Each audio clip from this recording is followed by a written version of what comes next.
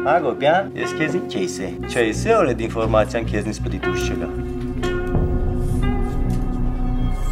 Մինաս ջան, այդ ինֆորմացիան ինձնից դուրս չի եկել։ Ես մենակ Անտոնին եմ ասել, որ ընկերոջս ասի։ Տենց այդքան բան։ Բա Անտոնին ով է զանգի։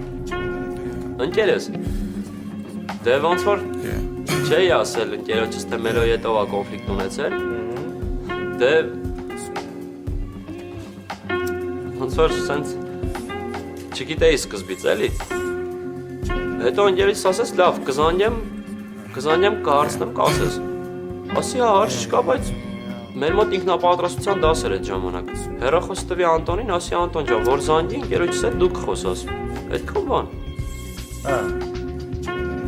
Եվ այդ ընկերդ ինչի էր Գևորգյանի ձևով խոսած է։ Ոնց։ Տենց։ Հիմա էլ Անտոնի միջոցով ես ուզում ասես, հա։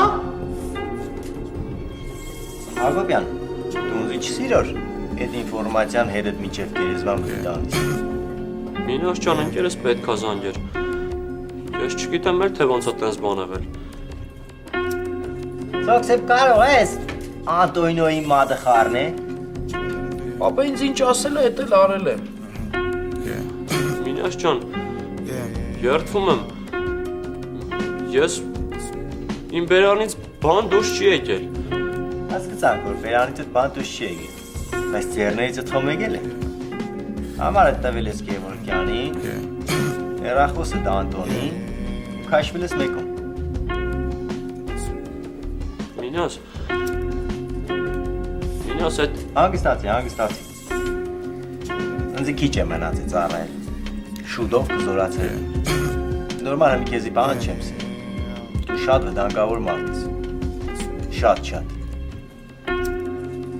Արդեն ոստիկանության հետ կա շատից։ Բան չկա։ Զորացրվիմ, կերտամ։ Ես երազների համար հատ պատասխան կտաս։ Չամադան ֆեկալ գնա, Երևանում վնասնում վտանգնա,